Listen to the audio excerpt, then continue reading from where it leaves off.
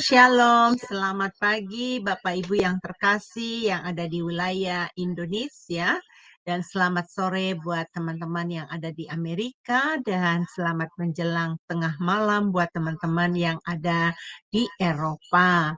Baik Bapak Ibu yang terkasih, hari ini adalah hari Rabu buat kalian yang ada di Indonesia, dan kita akan masuk di dalam renungan pagi. Seperti biasanya, Jumsema Adonai dengan setianya melayani Anda dari hari Senin sampai hari Sabtu. Saya Henny dari New York menyapa Anda, damai sejahtera menyertai kita semua, dan mari kita mempersiapkan hati masuk di dalam ibadah pagi sebelum kita beraktivitas ya.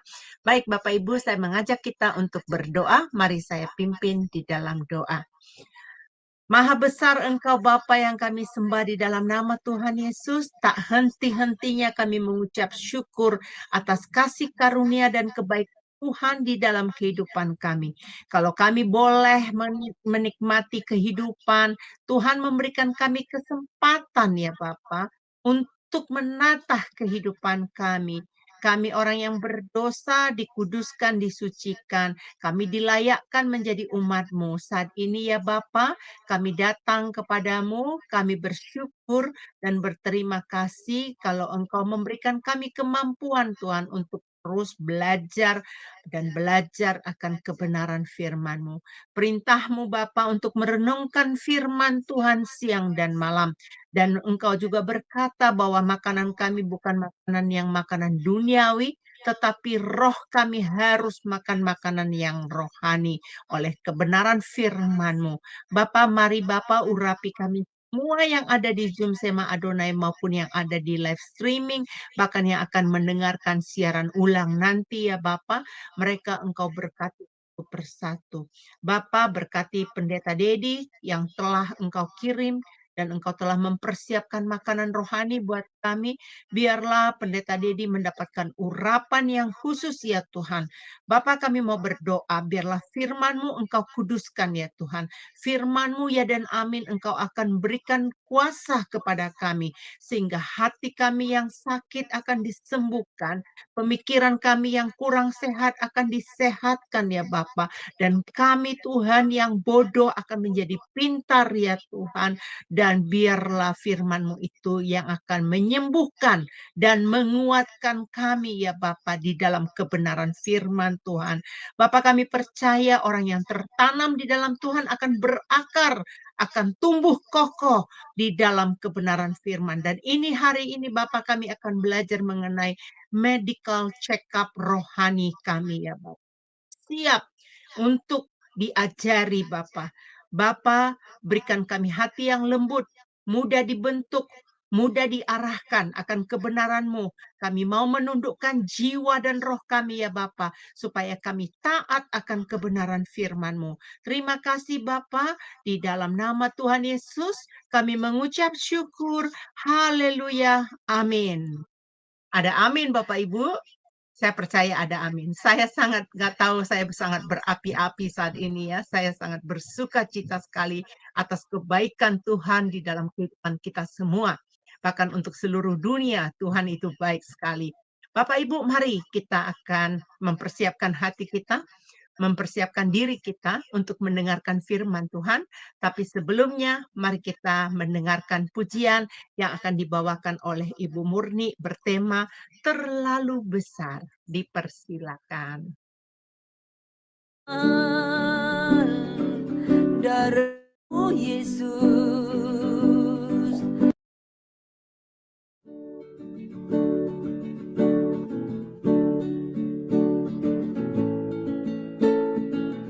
telah kulihat bukti kasih-Mu. Kau menderita gantikanku, dengan darah-Mu Kau selamatkanku. Kini ku hidup menyenangkan-Mu. Telah kulihat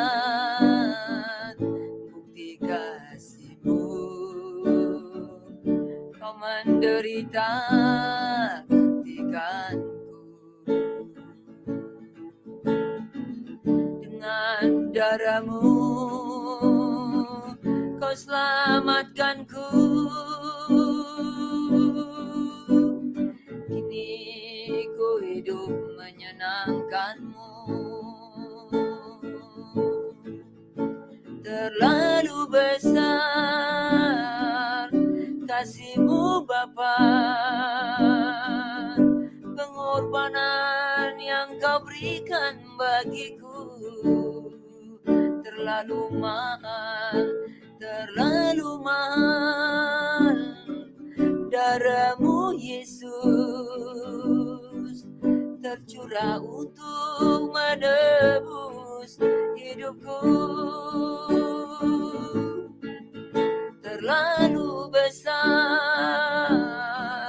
kasih-Mu Bapa, pengorbanan yang kau berikan bagiku. Terlalu mahal darah-Mu Yesus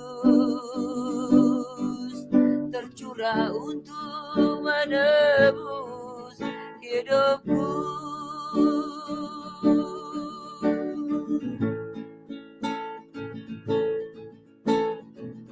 Telah kulihat bukti kasih-Mu, kau menderita, gantikanku. Dengan darah-Mu kau selamatkanku. Kini ku hidup menyenangkan-Mu. Terlalu besar kasih-Mu Bapa, pengorbanan yang kau berikan bagiku. Terlalu mahal darah-Mu Yesus tercurah untuk menebus hidupku. Terlalu besar kasih-Mu Bapa, pengorbanan yang kau berikan bagiku. Terlalu mahal darah-Mu Yesus tercurah untuk menebus hidupku. Tercurah untuk menebus hidupku.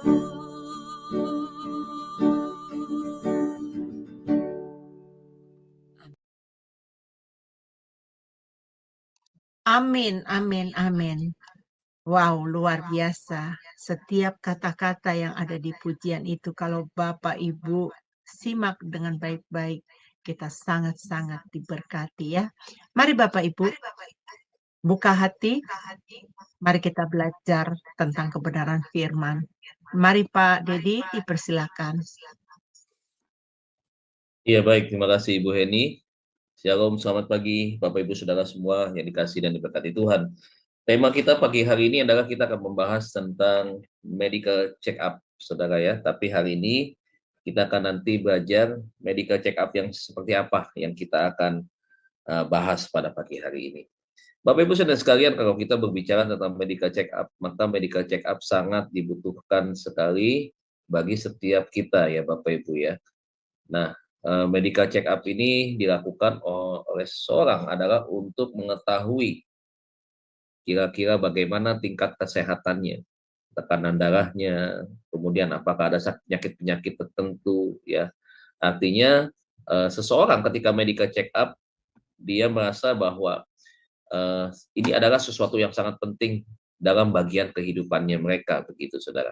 Nah, mereka bisa mendeteksi gangguan-gangguan kesehatan itu yang bisa menyebabkan timbulnya satu penyakit yang mungkin bisa berbahaya begitu. Nah, ketika orang medical medical check up, mereka akan tahu hasilnya seperti apa. Sehingga mereka bisa menghindari hal-hal yang tidak baik, baik itu makanan, kemudian juga mungkin kurang olahraga, istirahat, dan itu banyak hal masukan-masukan yang bisa diperoleh ketika seseorang melakukan medical check up begitu. Kalau ditanya penting nggak medical check up, ya tentunya sangat penting, saudara. Ada yang 6 bulan, 1 tahun sekali, atau per 3 bulan begitu ya. Banyak orang melakukan hal itu. Bahkan rumah sakit seringkali memberikan promosi-promosi dengan harga-harga yang jauh lebih murah dibandingkan dengan harga medical check up tanpa ada promo begitu. Dan pada momen-momen promo itu orang sangat-sangat menunggu begitu. Waduh, medical check up-nya lengkap semuanya, harganya murah dan seterusnya. Bapak Ibu, kadang-kadang kalau kita renungkan ya, banyak orang yang merasakan bahwa kesehatan tubuh itu begitu penting. Kalau ditanya siapa yang mau sakit, saya yakin tidak ada seorang pun yang yang ingin sakit, itu nggak ada pasti. Pasti semua, siapa yang tidak ingin sakit, semua pasti akan angkat tangan begitu kan. Nah, kalau saudara renungkan ya, orang merasa bahwa kesehatan tubuhnya begitu penting sehingga orang begitu berusaha keras untuk menjaga kesehatannya. Bagaimana dengan kesehatan rohani kita hari-hari ini, Bapak Ibu? Ya, orang bisa bela-bela itu medical check up begitu ya, nggak kerja begitu, izin begitu ya. Untuk apa? Untuk itu tadi, nggak mau sakit, pengen tahu ada hal-hal yang berbahaya sehingga bisa dihindari begitu. Nah, dalam kehidupan kekristenan kita, di dalam iman percaya kita, kita juga perlu, Pak, Bu, yang namanya check up rohani. Jadi ada medical check up kita yang berkaitan dengan kerohanian begitu. Nah, kalau yang kita berbicara tentang medical check up ini, tentunya ya orang bisa tes gula, macam-macam ya, tekanan darah, kolesterol, asam urat, dan lain-lain tuh. Diambil darahnya begitu. Tetapi kalau kita medical check up rohanian kita, saudara, tentunya kita juga perlu juga merenungkan nih, gitu. Di dalam iman percaya kita, apakah kita betul-betul sudah mengasihi Tuhan, begitu? Apakah betul-betul kita sudah mengasihi sesama? Apakah betul kita sudah melayani Tuhan dengan sungguh-sungguh? Apakah betul kita melayani pekerjaan Tuhan dengan maksimal, begitu? Semuanya membutuhkan perenungan-perenungan, Bapak Ibu Saudara. Pagi ini kita akan membahas tentang medical check up, bukan hanya berbicara tentang bagaimana medical check up tentang jantung yang diperiksa, paru-paru yang diperiksa, ginjal yang diperiksa, livernya seperti apa, lambungnya seperti apa, empedunya seperti apa, fungsi hatinya seperti apa. Bukan yang cuma sekedar itu. Saya mau katakan medical check up itu ya secara kesehatan itu sangat penting. Sangat silakan Bapak Ibu cek kesehatan Bapak Ibu Saudara dengan juga mengikuti gaya hidup yang baik, misalkan pola makan, pola istirahat, olahraga, dan seterusnya. Penting itu, silahkan, itu tidak salah, itu penting sekali. Tetapi jangan sampai memperhatikan hanya medical check up jasmaninya saja. Saudara dan saya diingatkan ya supaya kita juga bisa memelihara keseimbangan di dalam diri kita sendiri. Alkitab berkata bahwa tubuh kita ini bukan milik kita, ya, artinya apa? Milik Tuhan. Ya, tempat tinggal di mana Roh Kudus ada bersama dengan kita. Dikatakan bahwa kita ini adalah bait Allah begitu. Sehingga kita pun harus menjaga di mana tubuh kita sebagai tempat tinggalnya. Roh Kudus yang ada di dalam diri kita sebagai bait Allah itu. Maka check up rohani inilah salah satu yang sangat dibutuhkan di dalam perjalanan proses iman kita mengenal Tuhan secara utuh, ya secara utuh maksudnya secara full, secara lengkap begitu. Nah, Bapak Ibu Saudara kasih Tuhan, sebelum kita membahas lebih lanjut, coba kita buka hari ini pembahasan kita medical check up yang berkaitan dengan perilaku kita hari ini. Bapak Ibu ya, kalau kita belajar pastoral konseling kan kita belajar tentang perilaku. Nah, hari ini kita akan check up mengenai perilaku kita hari ini. Apakah medical check up rohani kita hari ini adalah betul nggak perilaku kita sudah seperti apa yang dikatakan oleh firman Tuhan? Kita buka kitab kita sebagai ayat pembuka pagi hari ini, Amsal 8 ayat 13 ya, Amsal 8 ayat 13. Kitab Amsal pasal 8 ayat yang ke-13 ya, Amsal pasal 8 ayat 13, Bapak Ibu bisa perhatikan di layar Zoom Bapak Ibu Saudara. Demikian firman Tuhan ada tertulis di dalam Amsal 8 ayat 13. Ini menjadi ayat pembuka kita sekaligus ayat perenungan kita hari ini. Dikatakan takut akan Tuhan ialah membenci kejahatan. Jelas, tegas ya. Aku benci kepada kesombongan, kecongkakan, tingkah laku yang jahat, dan mulut penuh dengan tipu muslihat. Jadi saudara, salah satu ciri daripada orang yang takut akan Tuhan ialah membenci kejahatan. Takut akan Tuhan itu berarti memberikan penghormatan kepada Tuhan. Takut akan Tuhan itu berarti apa? Tunduk taat kepada apa yang Dia perintahkan. Tunduk taat kepada apa yang Dia tulis ya sebagai bagian dari apa yang harus kita kerjakan dan kita lakukan. Nah, juga demikian dengan ayat yang ke-8 ini.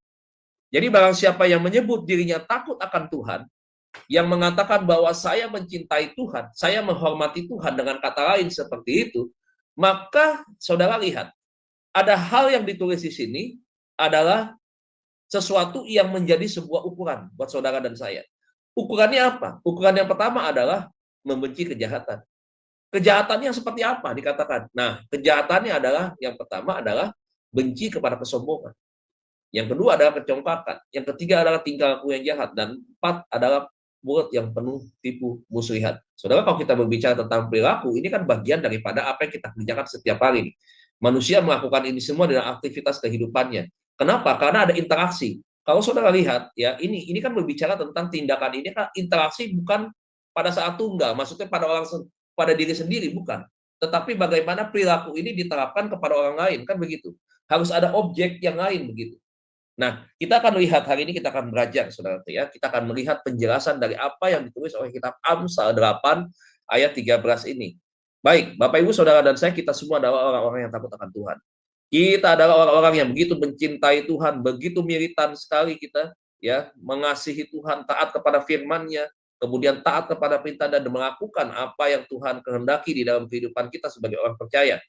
Nah, Bapak Ibu Saudara kasih Tuhan, apa yang ditulis oleh Salomo tentang hal ini? Salomo sedang menyatakan bahwa dia mengingatkan kepada saudara dan saya untuk sifat-sifat ini atau ciri-ciri ini tidak boleh ada di dalam setiap orang yang menyebut dirinya takut akan Tuhan. Firman Tuhan pagi hari ini menjadi sebuah perenungan sekaligus bahan evaluasi bagi kita semua nih, anak-anak Tuhan. Betulkah kita sudah takut akan Tuhan? Nah, kita lihat Salomo mengatakan dimulai dengan kata membenci kejahatan, saudara. Jadi membenci kejahatan itu apa? Jadi berbicara tentang kejahatan, kejahatan tidak hanya berbicara soal mencuri. Kejahatan tidak hanya berbicara tentang membunuh. Kejahatan tidak hanya berbicara tentang merampok, ya, membuat kriminal dan seterusnya. Bukan soal itu, ya, membenci kejahatan itu. Tetapi kejahatan itu juga bisa dimulai dengan sesuatu yang sangat sederhana. Ya, kejahatan itu bisa dimulai dari sesuatu yang sederhana. Contohnya apa? Contohnya adalah satu hal yang seringkali orang tidak bisa kendalikan. Satu hal orang yang tidak bisa menahannya. Apa itu? Marah, Bapak Ibu. Besok saya akan bahas di pastoral konseling, di kelas khusus pastoral konseling, yaitu tentang kemarahan, Bapak Ibu ya. Nah, satu hal yang sederhana ini adalah berbicara tentang marah. Nah, apa kata firman Tuhan tentang marah? Jelas firman Tuhan bilang supaya kita ini bisa mengendalikan amarah kita. Karena kalau saudara marah, Bapak Ibu, itu banyak sekali kerugiannya. Besok Bapak Ibu bisa belajar kerugiannya apa saja. Dan bukan cuma itu, di dalam proses kemarahan seseorang, saudara, ya artinya kemarahan itu kan ditunjukkan kepada seseorang yang lain begitu. Nah, Tuhan mau supaya kita sebagai anak-anaknya ini bisa mengendalikan apa yang disebut dengan itu tadi, pengendalian diri, pengendalian emosi, supaya marahnya kita itu bukan marah yang bisa membawa kejahatan, membawa kepada seseorang masuk di dalam sebuah pelanggaran firman Tuhan. Bukan itu yang Tuhan mau. Bukan berarti kalau kita berbicara soal kemarahan kita tidak boleh marah. Oh, kita boleh. Yesus pun menunjukkan satu kemarahan ya ketika itu kebenaran. Kebenaran yang akhirnya diselewengkan. Tuhan marah dalam hal ini. Tetapi kemarahan Tuhan itu adalah kemarahan yang kita bisa melihat ada kemarahan yang positif. Bukan kemarahan yang negatif. Nah, orang awalnya mungkin dalam pikiran ingin marah secara positif, tetapi ternyata di dalam prakteknya akhirnya kebablasan. Yang hal positif akhirnya berubah menjadi sesuatu yang negatif.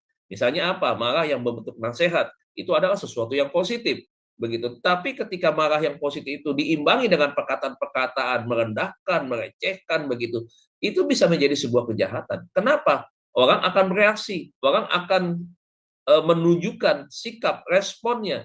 Nah, responnya seperti apa? Ya macam-macam Bapak Ibu ya. Ada orang melawan, mengkanter begitu. Ada juga orang itu diam tetapi menyimpan itu dalam bentuk dendam, bentuk sakit hati, luka hati dan seterusnya, bisa seperti itu.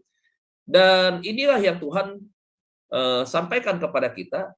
Kalau kemarahan itu bisa dikendalikan dengan baik, maka kemarahan yang positif itu sifatnya adalah membangun, bukan menghancurkan atau merusak, Bapak Ibu. Nah, ini yang ditulis di dalam Markus pasal 3, Mazmur 37 ayat 8. Coba kita lihat ya.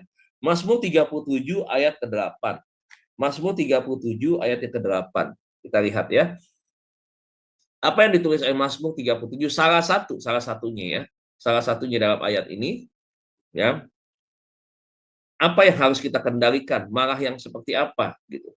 Nah, Mazmur 37 ayat ke-8. Demikian firman Tuhan berkata nih. Berhentilah marah dan tinggalkanlah panas hati itu. Jangan marah, itu hanya membawa kepada kejahatan. Saudara dikatakan berhenti marah. Ya, dan tinggalkan panas hati itu. Saudara tahu nggak ini marah yang seperti apa?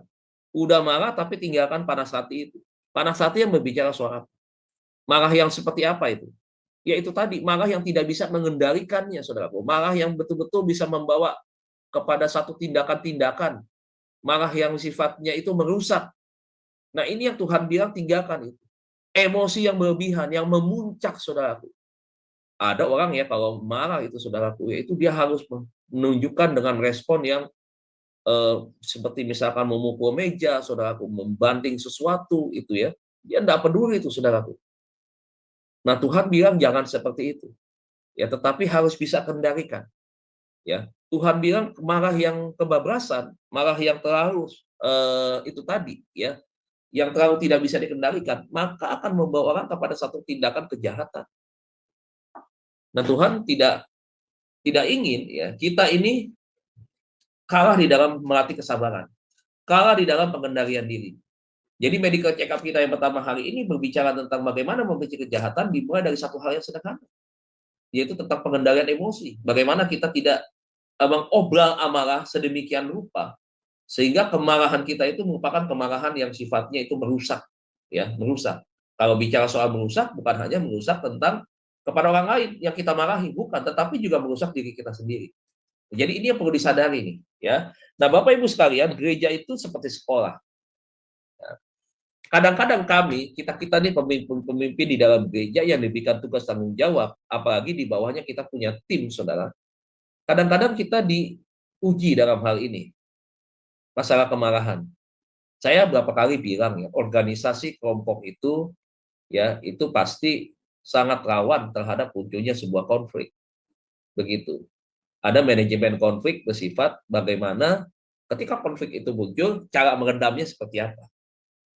Bagaimana menjadi seorang manajer yang baik ketika masalah muncul, baik itu masalah internal kelompok atau maksudnya internal kelompok itu konflik horizontal maupun konflik vertikal, begitu.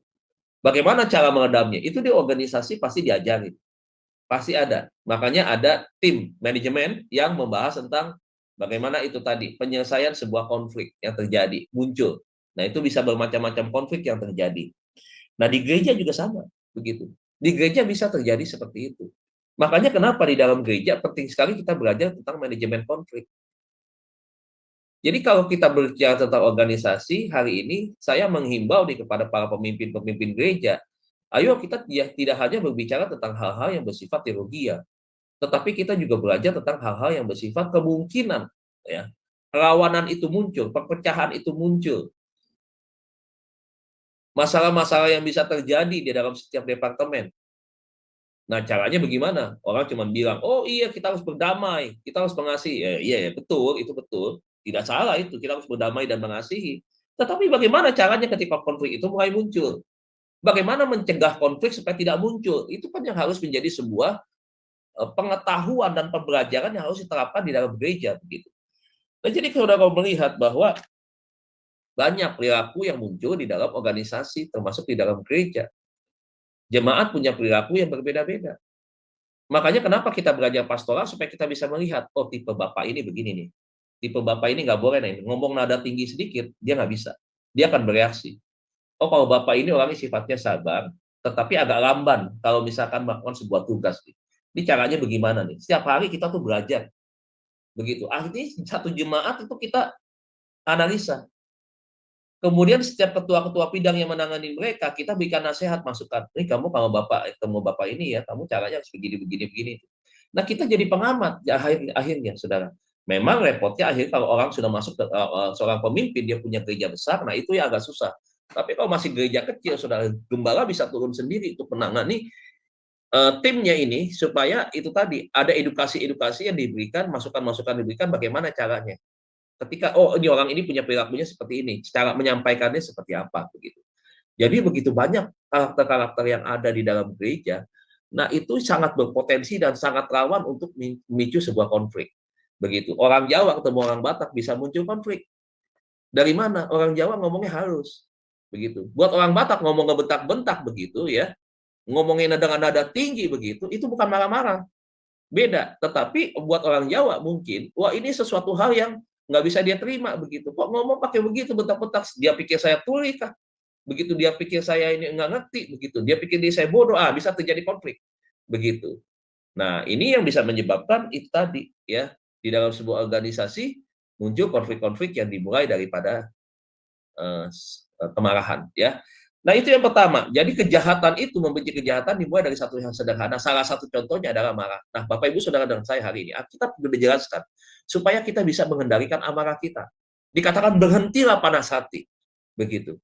Maksudnya apa saudaraku? Itu tadi emosi yang meluap-luap, meledak-ledak gitu. Kalau malah akhirnya tidak ada pengendalian diri, banting meja, tunjuk-tunjuk orang begitu. Nah contohnya seperti itulah. Tuhan bilang, kendalikan. Boleh marah, tegur, boleh sampaikan masukan, boleh begitu, tetapi sesuatu yang positif. Nah Tuhan nggak larang yang seperti itu. Yang sifatnya membangun, membuka orang untuk jadi mengerti begitu. Jadi kemarahan itu bukan sesuatu yang negatif ya Bapak Ibu ya. Jangan berpikir orang marah itu, wah ini negatif. Orang marah itu negatif. Tidak, marah itu positif. Kalau itu negatif, berarti Tuhan Yesus salah dong. Ketika dia membalikan meja-meja penukar uang di sana. Karena rumah Tuhan dijadikan sarang penyamun, dijadikan bisnis rumah Tuhan di sana. Cari kepentingan buat mereka. Orang bawa lembu sapi datang sampai tempat-tempat jauh. Oh kakinya cacat nih, nggak boleh nih. Nggak boleh jadi korban. Beli aja sama kita. Beli sama kita harga 7 juta rupiah misalkan. Dimasukkan jadi 10 juta misalkan. Ada keuntungan. Keuntungan buat keuntungan pribadi mereka. Itu kejahatan. Seperti itu. Tukar-tukar uang dengan nilai yang tidak standar misalkan ya. Kalau misalkan terus sekarang kan ada nilainya ditambahkan lagi. Wah ada alasan ini itu. Itu kejahatan. Dan itu dilakukan di rumah Tuhan. Kalau kita kembali kepada sekarang konteks itu, Tuhan Yesus marah. Sekarang hari ini juga sama, gereja juga banyak yang melakukan seperti itu. Menjadikan rumah Tuhan itu sebagai objek bisnis begitu. Mengelola keuangan dengan segala sesuatu yang akhirnya tidak pada tepatnya begitu. Saya tidak bahas soal itu, tapi saya sedikit menyampaikan itu salah satu contohnya. Dinamika daripada kehidupan bergereja, di mana di dalamnya saudara kita bisa melihat ada satu hal yang dulu Tuhan marah begitu. Dan itu masih ada, bukan masih ada, tapi itu terjadi sampai dengan hari ini. Jadi Bapak Ibu, mari kita berjuang untuk kita mengendalikan amarah dari satu hal yang kecil. Itu sudah berbicara soal kejahatan. Yang kedua, saudaraku, ada kata apa di sana? Yang kedua adalah kata benci kepada kesombongan. Ini menjadi sebuah check up rohani bagi kita. Check up rohani yang kedua mengenai perilaku kita, perilaku adalah, atau perilaku orang percaya adalah kesombongan. Nah, benci kepada kesombongan itu berbicara soal apa sih? Salomo sedang mengatakan di sini bahwa dia tidak pernah meninggikan diri. Dia tidak pernah merasa sombong. Padahal kalau dia mau sombong pun orang tahu. Dan orang tidak bisa membantah. Apa yang dia tidak punya? Dia kaya raya sekali. Pencapaian-pencapaian apa yang dia tidak bisa capai? Dia capai. Ya, orang yang berhikmat pada saat itu. Oh, orang yang pintar pada waktu itu. Ya. Nah, kita bisa melihat saudara, popularitasan pun dia miliki hari itu. Tetapi dia mengajarkan kepada kita, jangan sombong.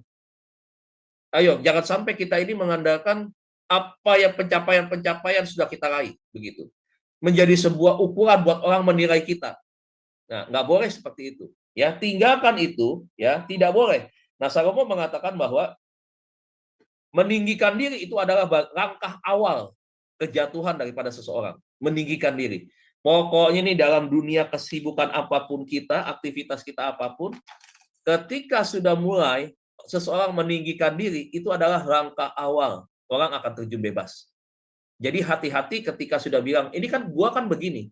Ini kan karena gua begini. Ya kan karena gua berusaha seperti ini. Maju ya sekarang gereja. Iya, karena saya kan melakukan hal seperti ini. Jangan keluar dari perkataan kita seperti itu.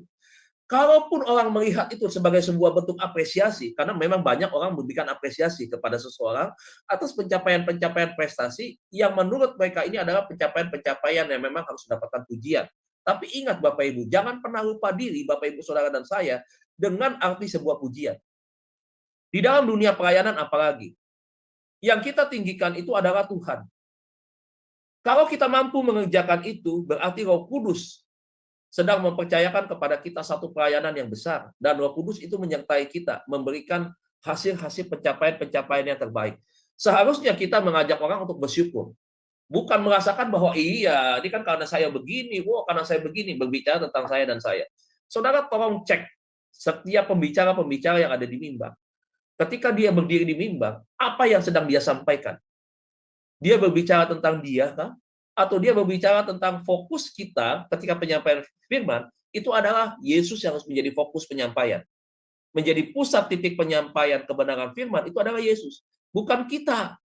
Kalau kita bersaksi karena Tuhan menolong misalkan, dan mengajak orang lain, ayo miliki Yesus, ayo kita belajar kepada Tuhan yang menjadi sumber teladan, ayo kita menyerahkan hidup kita sepenuhnya kepada Tuhan, maka pengalaman kesaksian saya bisa membangun orang bahwa ini semua karena kebaikan Tuhan, itu boleh, itu benar.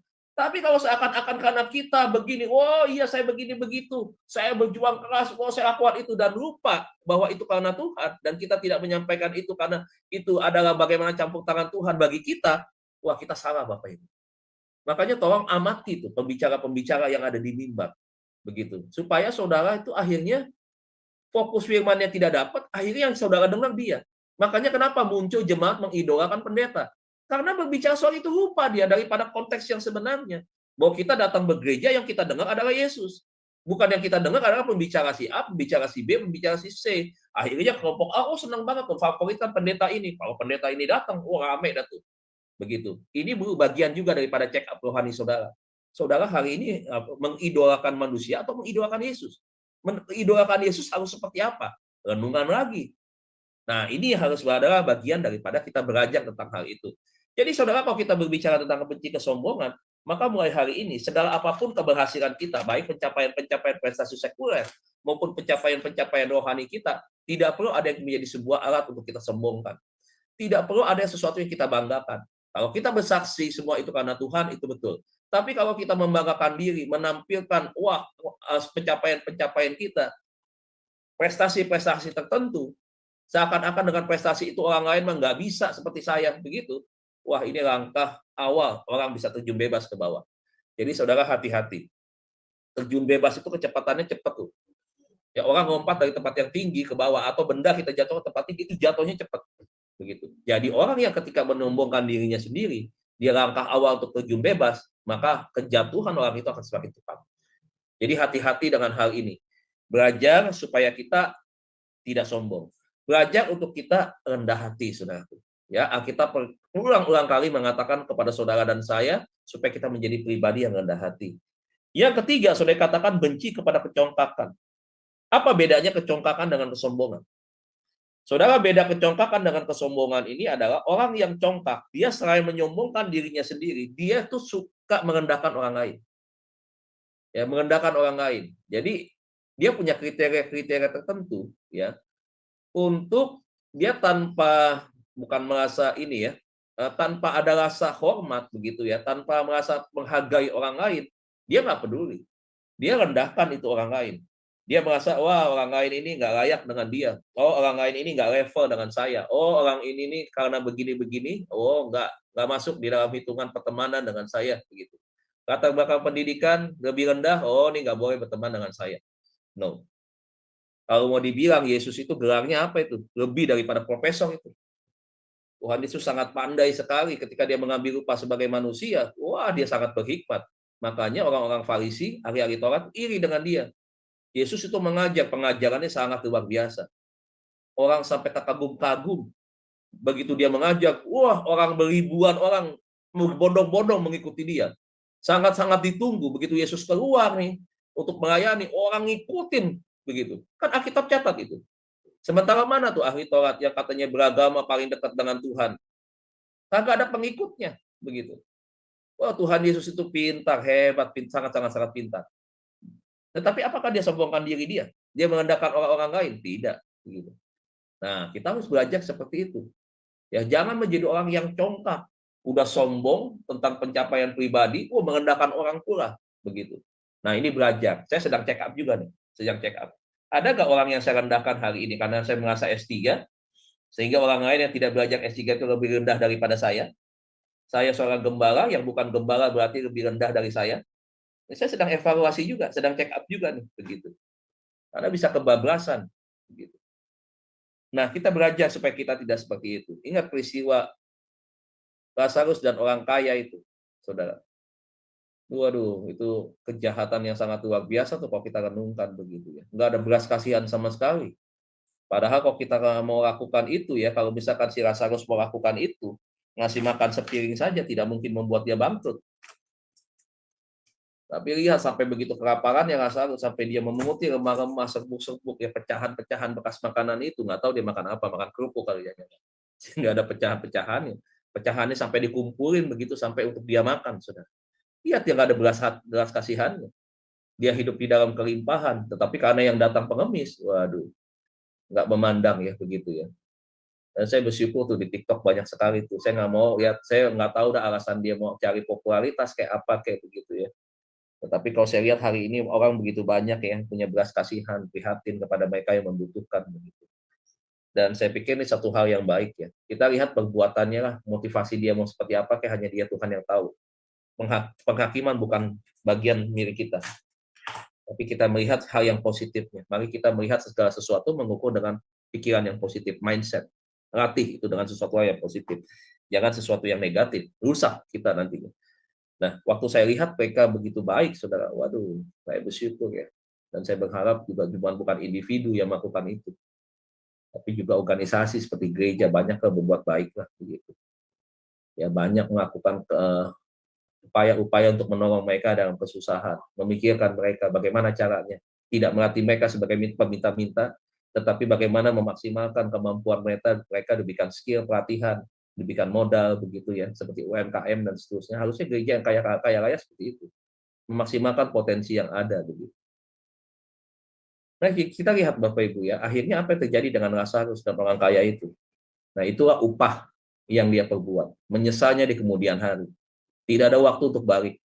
Tuhan bilang, oke, saya berikan kamu kehidupan yang kedua kali ya. Kamu kembali ke dunia, ubah tuh perilakumu. Kau harus banyak melakukan kebaikan kepada orang yang membutuhkan. Kasih mereka makan dan seterusnya. Nggak ada. Kesempatan kedua kali nggak ada. Kesempatan satu kali itu harus dimaksimalkan kalau kita belajar tentang Lazarus orang kaya dan yang ada di pangkuan Abraham itu pas 16. Supaya betul-betul kesempatan hidup yang ada kita maksimalkan dengan baik. Seperti maunya Tuhan, bukan seperti maunya kita. Nah, jalanin itu, betul-betul. Lakukan itu. Walaupun nggak usah lihat orang, nggak usah lihat begitu. Orang lain memulai, kita ikut-ikutan begitu. Jangan. Apalagi ketika kita membangun sebuah pelayanan, kasih begitu kepada sesama. Ya nggak usah ikut orang, nggak usah tunggu orang. Kita aja bergerak duluan begitu. Apalagi semasa-masa. Zaman sekarang nggak usah masa-masa Bapak Ibu ya. Kita melakukan pelayanan, misalkan kita mau pergi ke tempat pemulung. Kemudian kita di grup tuh biasanya tuh, saya beberapa grup kan banyak tuh.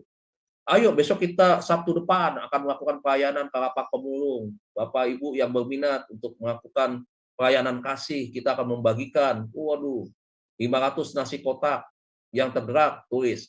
Si Z, tulis 100.000. Si B, 100.000. Berurutan ke bawah tuh. Anggota misalkan 300 gitu, yang kasih cuma 95. Nggak usah dipaksa ya, nggak usah ngasih, nggak usah. Ada 95, ya udah 95 orang yang nabur itu, beli ini nasi box itu jalan. Nggak usah, kalau saya nggak suka-suka maksa-maksa Bapak Ibu. Ayo dong Jeng, kasih dong Jeng, yuk kan udah diberkati. Sekarang kan mobil udah ganti, sekarang kan rumah kontrakan udah bangun lagi. Sekarang kan anak-anak udah di luar negeri sekolahnya. Yuk kan sekarang hidup nyaman, ayo dong. Nggak usah dipaksa Bapak Ibu, nggak usah dipaksa. Saya alergi model-model begitu. Dia sudah tahu kebenaran, sudah ada di grup Kristen nih. Ya, nggak usah harus ikut-ikutan. Begitu. Atau nggak usah tulis duit di situ berapa, nggak usah. Pokoknya tinggal kirim aja kepada siapa yang pegang, transfer, buktinya kirim begitu. Tinggal tulis nama, begitu. Yang udah nabur tuh, uangnya nggak usah tulis. Yang nggak nulis, dia mau sekaya apapun, ada konglomerat di situ pun, kalau dia nggak tegak ngasih, jangan minta Bapak Ibu, jangan ngemis-ngemis. Jangan ngemis-ngemis. Percuma dia memberi itu akhirnya, karena nggak enak begitu, itu dia tidak jadi berkat loh.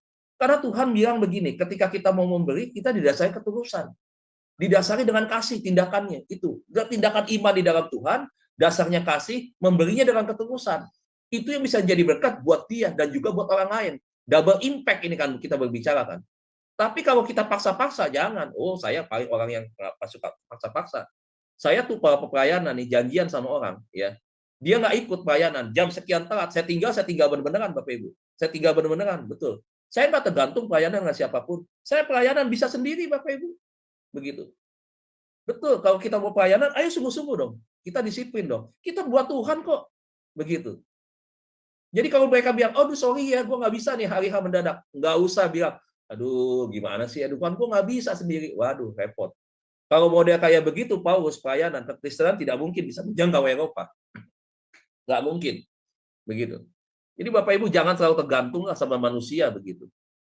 Jadi kita belajar aja, jalan aja sendiri begitu. Belajar, mereka yang peduli, ayo kita sama-sama. Yang nggak peduli, biarin aja, nggak usah paksa-paksa. Begitu ya. Jadi Bapak Ibu kita belajar bahwa kecongkakan itu yang kedua. Yang ketiga, yang harus kita evaluasi. Ini berkaitan dengan perilaku ya, bukan berkaitan dengan check up itu kan banyak. Bagaimana bukti cinta kasih kita kepada Tuhan, bukan itu yang kita bahas. Tetapi kita bahas ini berkaitan perilaku. Hal-hal sehari-hari yang kita kerjakan dalam diri seseorang kepada orang lain. Nah, ini yang kita bahas pagi hari ini check up-nya. Betul nggak hari ini kita bukan orang yang congkak hari ini? Di grup ini sih nggak ada. Saya yakin yang nonton juga nggak ada. Begitu, yang congkak nggak ada. Semua baik-baik pasti. Yang cari Tuhan lewat YouTube sama Adona itu pasti orang yang hidupnya benar-benar hidupnya berkenan di hadapan Tuhan, hidupnya baik. Yang di Zoom ini apalagi, saya tahu lah kualitas Bapak Ibu. Orang-orang yang saya tahu kok, saya hitung selalu yang hadir. Kurang lebih 20 paling juga. Hari ini aja 30 nih dahsyat nih luar biasa. Dari kemarin-kemarin kalau saya renungan pagi 19, 20, 21 begitu. Puji Tuhan hari ini dahsyat luar biasa nih. 30 nih. Tapi ini adalah pribadi-pribadi yang memang militan sama Tuhan. Yang betul-betul sama Tuhan itu begitu kuat mengasihi Tuhan ya. Saya percaya itu. Jadi firman Tuhan ini adalah bagian untuk mereka yang hari ini di luar. Di luar di mana? Ya, mereka yang belum betul-betul artinya ya, sungguh-sungguh hidup di dalam keteladanan Tuhan, hidup di dalam pengembangan iman yang maksimal begitu. Nah, saya berharap bahwa YouTube ini kan akan direkam, tetapi buat mereka yang mungkin belum sungguh-sungguh di hadapan Tuhan, masih 50%, 60% ya, melayani Tuhan, ikut Tuhan begitu. Saya yakin 60% akan naik kapasitas menjadi 100% begitu ketika mereka menonton pengajaran atau renungan pagi hari ini. Karena bagaimanapun juga Bapak Ibu kita harus check up kesehatan rutin, check up rohani pun harus rutin. Ya, jadi yang ketiga adalah benci pada kecongkakan. Yang keempat, tingkah laku yang jahat. Tingkah laku yang jahat ini berbicara tentang apa sih? Berbicara tentang kelakuan-kelakuan yang hari ini harus kita bereskan. Alkitab berkata pertobatan harus meninggalkan perbuatan-perbuatan. Manusia yang lama itu harus kelakuan-kelakuannya harus dibuang, ditinggalkan. Jangan muncul lagi di dalam kehidupan kita sebagai manusia baru. Ya artinya apa? Ketika kita sudah diproses menjadi manusia baru, nah itu tadi, tingkah laku yang jahat, hal-hal yang tidak baik itu ditinggalkan. Cara ngomong kita kepada pasangan kita harus berubah. Cara kita ya mendidik anak kita juga harus berubah. Cara kita mengajar kepada orang lain juga kita harus berubah. Mengajar di dalam hal apa? Mengajarkan di dalam etika, etiket, nilai moral di dalam masyarakat itu harus berubah begitu. Nah, ini yang harus menjadi sebuah perhatian. Kebiasaan-kebiasaan yang jelek harus ditinggalkan. Dulu suka minum setiap malam, kalau nggak minum wine tuh nggak enak. Kalau nggak mabok setiap malam tuh nggak enak. Setelah menjadi manusia baru itu bisa dilewati, bisa ditinggalkan. Ya, biasa main judi online misalkan begitu. Sekarang setelah jadi manusia baru itu sudah tidak ada terpikiran sama sekali pun tidak ada. Itu baru manusia baru yang sungguh-sungguh ketika orang mengalami satu pertobatan itu diikuti dengan tindakan-tindakan perilaku yang positif. Nah, Tuhan mau seperti itu. Kalau hari ini kita masih bergereja, masih rajin ibadah persekutuan, judi mah jalan terus, mabok masih jalan terus. Ya, nah ini sesuatu hal yang harus dikoreksi, sesuatu hal yang harus dievaluasi dan dicek dan kemudian itu harus ditinggalkan. Buang itu. Jangan lagi itu ada di dalam bagian di dalam kehidupan kita setelah kita menjadi manusia baru. Datang ke gereja hanya 2 jam, tetapi beberapa orang sulit untuk datang ke gereja. Memberi waktu untuk ibadah, memberi hidupnya untuk dengar firman, memberi hidupnya untuk mengalami satu perubahan yang semakin baik. Saudara. Nah, 2 jam waktu beribadah menjadi satu, bukan sebagai sebuah tanda kepastian bahwa orang yang beribadah itu adalah sudah cukup begitu, bukan, tetapi menjadi sebuah evaluasi bahwa ibadah itu adalah sesuatu hal yang penting. Ya, ibadah itu setiap waktu berbicara tentang hubungan kita dengan Tuhan. Tetapi ketika kita membangun ibadah bersama dengan komunitas setiap minggu, saudara, ini juga tidak boleh tinggalkan. Artinya setiap minggu kita harus pergi beribadah ke rumah Tuhan. Datang, mendengar firman, memberikan korban persembahan, dan melakukan dari apa yang kita dengar di dalam aplikasi kehidupan kita. Jadi itu Bapak Ibu, itu yang keempat ya, tingkah laku yang jahat. Jadi orang yang hari ini di dalam Tuhan, tinggalkan semua bentuk tinggal laku yang jahat. Yang terakhir, yang kelima, mulut yang penuh tipu muslihat. Mulut yang tipu muslihat ini adalah bagaimana kita berkata-kata, mengucapkan perkataan kita kepada orang lain. Bagaimana mulut yang penuh muslihat ini adalah mulut yang seringkali merugikan orang lain. Ya, orang yang suka menipu orang lain, memanfaatkan kelemahan orang lain. Orang baik kenapa selalu menjadi korban? Karena orang baik itu hatinya tulus. Orang yang baik itu tidak pernah taruh curiga kepada saudara. Tetapi berapa banyak orang yang baik itu akhirnya harus menerima perlakuan yang jahat karena orang-orang yang culas, karena orang-orang yang jahat.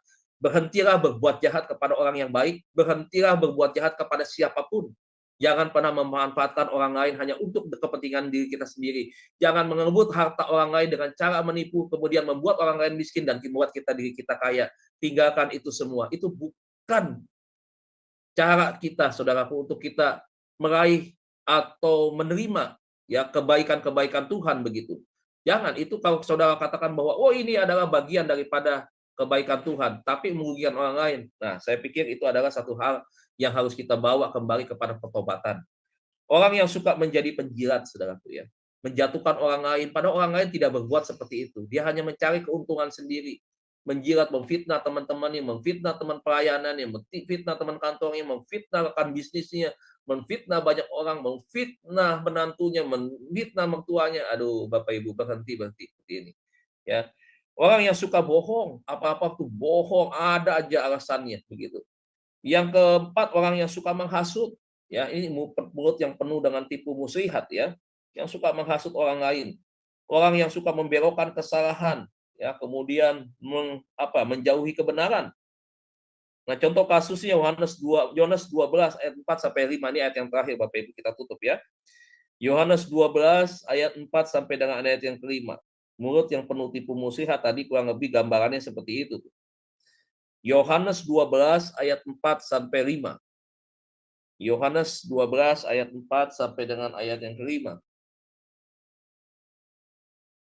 Tetapi Yudas Iskariot, seorang dari murid-murid Yesus yang segera akan menyerahkan dia, berkata, "Mengapa minyak narwastu ini tidak dijual 300 dinar dan uangnya diberikan kepada orang-orang miskin?" Saudara. Lihat cara Yudas Iskariot, mulut yang penuh dengan muslihat ini.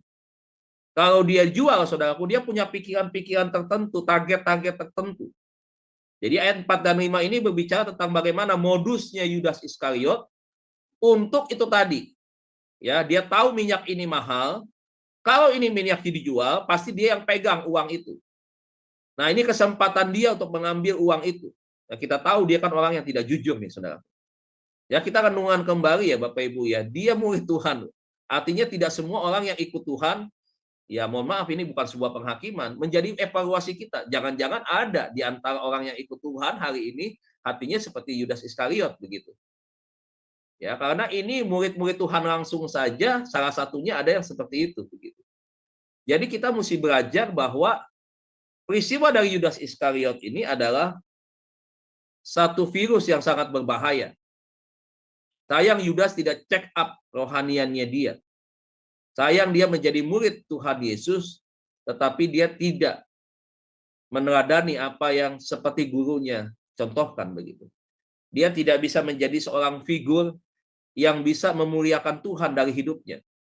Makanya hari ini Bapak Ibu Saudara, belajar kita dari peristiwa ini supaya mari kita punya perkataan atau mulut yang tidak seperti Yudas Iskariot, mulut yang penuh dengan tipu muslihat. Jadi Bapak Ibu Saudara sekalian, pagi hari ini perilaku yang kita bahas untuk kita check up kerohanian kita. Yang pertama adalah bagaimana, apakah kita seorang yang membenci kejahatan? Yang kedua, apakah kita seorang yang benci kepada kesombongan? Yang ketiga, apakah kita orang yang benci kepada kecongkakan? Yang keempat, apakah kita orang yang benci kepada tingkah laku yang jahat? Dan yang kelima adalah apakah kita orang yang benci dengan mulut yang penuh dengan tipu muslihat? Bapak Ibu, ini adalah bagian daripada evaluasi kita. Ayat firman Tuhan, renungan pagi ini bukan untuk menghakimi, tetapi untuk mengingatkan kita supaya kita hati-hati, supaya kita tidak terjatuh di dalam ini tadi, tipu-tipu muslihat yang membawa kita kepada hubungan yang semakin jauh dan berdosa di mata Tuhan. Kiranya Tuhan Yesus berkati kita semua. Amin untuk firman Tuhan. Tuhan Yesus memberkati. Saya kembalikan kepada Ibu Heni. Ya, terima kasih Pak Dedi Kurniawan. Pesan Tuhan yang luar biasa buat kami semuanya. Ya, Bapak Ibu, kalau kita sakit kepala, sakit jantung, sakit darah tinggi, kolesterol, sakit kanker, sakit apa aja di dalam tubuh kita pasti lari ke rumah sakit. Kita mau tahu, kita mau mengadakan medical check-up ya. Nah, banyak sekali anak-anak Tuhan memiliki sakit jiwa. Termasuk saya dulu. Saya nggak malu mengatakan. Baik Bapak Ibu, hari ini kita telah diajarkan oleh Pak Dedi Kurniawan dari ayat Amsal 8 ayat 13. Mari kita check up, apakah itu masih ada dalam diri kita. Saya dulu Bapak Ibu memiliki sifat yang luar biasa jelek. Memalukan, sampah. Saya sangat arogan, sangat sombong, sangat tinggi hati. Saya ingin menang sendiri. Saya selalu menuduh orang lain. Saya selalu mempersalahkan orang lain. Pokoknya kalau diri saya dicoret sedikit harga diri, wah langsung naik tanduknya. Berarti memang saya sakit jiwa. Adakah di antara kita saat ini yang masih memiliki sakit jiwa? Tanggalkan itu. Mari masukkan firman di dalam hidup kita. Hidupku bukannya aku lagi, tetapi Dia yang ada di dalam diriku. Berarti karakter Kristus itu harus ada di dalam diri kita. Saya sangat kasihan terhadap orang-orang yang mencintai Tuhan, melayani Tuhan, tidak pelit, memberikan persembahan sama banget. Tetapi kalau kita masih melakukan kejahatan yang apa yang dikatakan oleh Pak Pendeta Didi tadi, jangan sampai. Mari kita memulihkan jiwa kita supaya kita jangan sakit jiwa. Orang sakit jiwa itu bukan karena telanjang, keluar nari-nari, bukan. Tetapi tadi Pak Dedi sudah menjelaskan, jangan ada kategori itu di dalam hidup kita. Bapak Ibu pasti diberkati ya. Jangan ada yang tersinggung. Kalau Bapak Ibu cinta sama Tuhan, cinta pada diri sendiri, ayo mari kita menggantikan hidup yang lama menjadi hidup yang baru, yang penuh dengan spiritual Roh Kudus di dalam kehidupan kita. Bapak Ibu, mari kita dengarkan pujian yang mengatakan, ku tetap setia. Dipersilakan.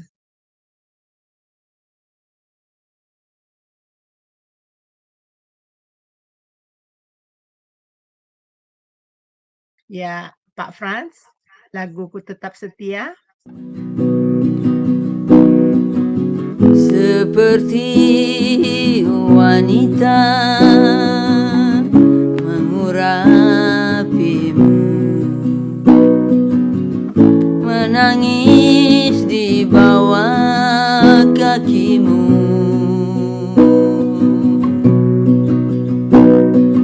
Demikian hidupku mau mengasihimu.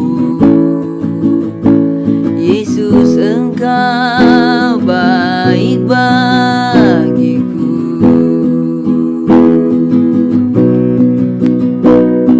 Seperti wanita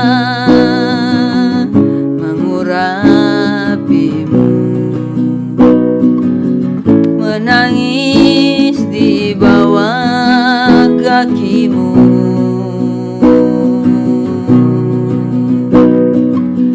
Demikian hidup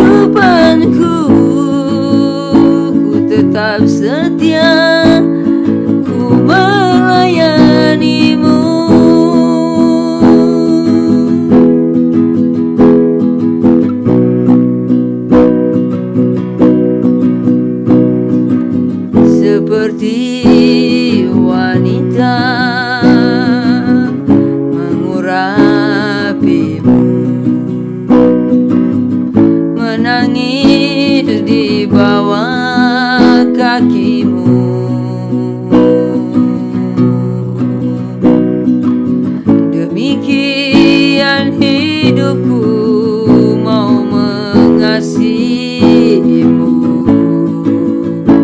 Yesus, Engkau baik bagiku.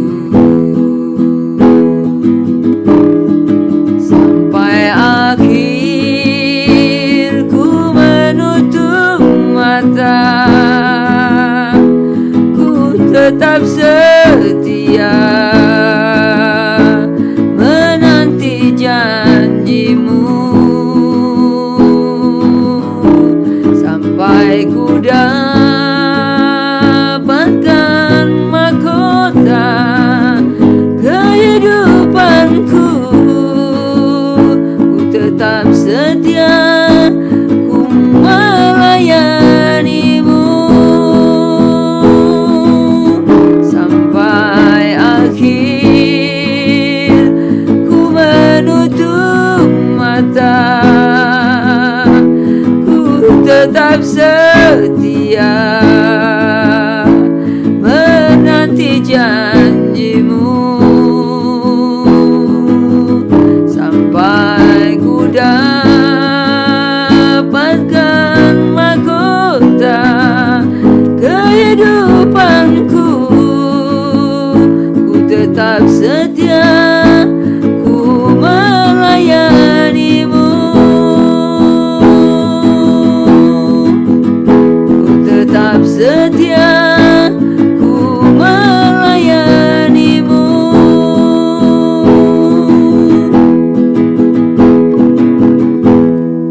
Murni pujian yang sangat-sangat memberkati kita ya Bapak Ibu. Kenapa kita perlu setia sampai akhir hidup kita? Sebab ada mahkota yang menantikan. Apakah Bapak Ibu mau mendapatkan mahkota dari Tuhan? Pasti mau.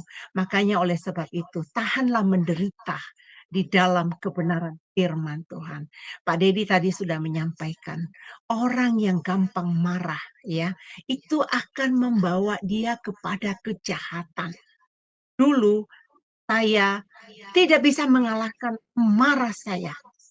Saya tidak bisa mengendalikan itu. Panas hati. Nah, kalau panas hati akhirnya nanti berbuat kejahatan. Sampai saya kapok, Bapak Ibu. Saya berteriak kepada dokter di atas skala dokter. Saya katakan, Tuhan, Engkau dokter di atas skala dokter. Sekarang saya sedang berobat di rumah sakit, saya bilang waktu saat itu. Saya ingin Tuhan, Engkau mengobati saya sehingga sakit jiwa saya ini bisa hilang, bisa musnah.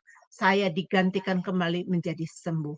Bapak Ibu, jangan malu menyatakan, kalau masih ada kemarahan, kebencian, berasumsi salah ya, menilai orang kadang-kadang itu tandanya bahwa kita ada. Ayo Bapak Ibu, berteriak kepada Tuhan. Minta tolong kepada Tuhan. Supaya di masih sisa hidup kita, kita betul-betul disempurnakan. Karakter Kristus dalam kehidupan kita. Saya pasti katakan amin ya. Bapak Ibu walaupun di mute, pasti ada di dalam kehidupan Ibu yang mengatakan amin. Bapak Ibu mari kita berdoa. Saya akan nutup acara ini dan kemudian nanti saya minta Pak Dedi untuk memimpin kita memberikan doa berkat ya. Mari kita berdoa. Bapa Surgawi, terima kasih ya Bapak untuk kebenaran firman yang Bapak berikan di dalam kehidupan kami. Sungguh firman-Mu ya dan amin. Sungguh Bapa, Engkau mengajarkan kami dengan kasih-Mu. Engkau menegur kami karena Engkau begitu menyayangi kami ya Bapa. Supaya hidup kami semakin serupa segambar dengan Engkau. Bapa berkati Pak Dedi Kurniawan yang telah menyampaikan firman. Tambah-tambahkan hikmat, tambah-tambahkan berkat-Mu Tuhan atas hidupnya. Berikan dia kesehatan ya Bapa, di mana dia sedang sibuk dari hari Senin sampai Kamis mengajar di STT, bagian online kelas ya. Dan dia juga menjadi pengajar-pengajar di gereja-gereja lain. Berkati dia sebagai gembala sidang, berkati istri dan anak-anaknya, berkati jemaatnya ya Bapa, berkati pelayanan-pelayanan yang dia lakukan di luar kota juga ya Bapa. Bapa kami serahkan Pak Dedi di dalam tangan kasih-Mu dan kami percaya Anugerah terbesar-Mu, perlindungan-Mu senantiasa menyertai hamba-Mu ini ya Bapa. Kami yang ada di Jum Sema Adonai, kami yang mendengarkan kebenaran firman, kami meminta dengan sungguh-sungguh Bapa, tolong kami ya Bapa, biar kami bisa menyembuhkan luka-luka batin kami, penyakit-penyakit rohani yang tidak berkenan di hadapan-Mu. Bapa, kami tahu Engkau sedang mempersiapkan kami menjadi umat kudus-Mu ya Bapa. Kami tahu Bapa, firman-Mu berkata, kami bisa kudus karena Engkau ya Bapa yang menguduskan kami, dan Engkau yang memampukan kami agar kami bisa berdiri tegak, tertanam kuat di dalam Engkau, dan spiritual kami menjadi sehat ya Bapa. Terima kasih Bapa, kami serahkan semua keberadaan kami ini hanya di dalam nama Tuhan Yesus. Haleluya. Amin. Bapak Ibu, saya akan mengumumkan doa syafaat yang kami lakukan di Sema Adonai setiap hari Senin dan hari Sabtu. Apapun permohonan Bapak Ibu, jangan malu-malu, jangan sungkan-sungkan, beritahukan kepada kami ya. Seperti kakak saya yang beberapa hari yang lalu di ruang ICU yang tidak sembuh-sembuh ya, sampai dokter juga, kenapa ini Ibu Lili ini belum sehat-sehat ya. Nah, berkat kami mendoakan di sini ya, ada kuasa yang mengalir, kakak saya sudah sadar, tetapi dalam kondisi yang masih keadaan lemah saat ini, karena dia keracunan di dalam darahnya, gulanya 700. Itu kalau bukan kemurahan Tuhan, kakak saya sudah lewat. Terima kasih juga untuk teman-teman yang di Sema Adonai yang setia mendoakan kakak saya Lili, sehingga kakak saya sekarang sudah mulai sadar dan dia perlu proses untuk kesembuhannya ya. Jadi Bapak Ibu terus bersama kami di Jum Sema Adonai, karena dari hari Senin sampai hari Sabtu kami mengadakan renungan pagi. Besok akan dilayani oleh hamba Tuhan Pendeta James Sendri ya, firman Tuhan akan dilayani oleh dia. Baik Bapak Ibu, siapkan hati, terima berkat dari Pak Dedi Kurniawan. Silakan Pak. Baik Bu Heni, terima kasih. Mari kita berdoa. Bapak, terima kasih Tuhan, kami mau belajar pagi hari ini untuk kami senantiasa untuk melakukan medical check up, baik jasmani kami maupun rohani kami, supaya kami menjadi manusia yang sehat, baik secara fisik maupun secara rohani. Terima kasih Bapak. Bapak Ibu saudara sekalian, hari ini Tuhan akan menyertai setiap aktivitas yang kita kerjakan. Karena Tuhan akan menolong kita semua, menghindari kita dari segala hal-hal yang tidak baik, dan Tuhan akan menjaga, melindungi kita dari segala kuasa-kuasa kegelapan yang berusaha untuk menjatuhkan dan menghancurkan apapun yang kita kerjakan sepanjang hari ini. Oleh sebab itu, kasih Tuhan, terimalah berkat Allah Bapa kita di sorga, cinta kasih daripada Tuhan kita Yesus Kristus, perlindungan penyertaan Allah Roh Kudus akan terus menyertai kita sepanjang hari ini, sampai Tuhan Yesus datang di awan-awan permai. Maranatha, Tuhan Yesus memberkati kita semua. Haleluya. Amin. Amin, amin Bapak Ibu, terima kasih. Sampai ketemu besok. Tuhan Yesus memberkati.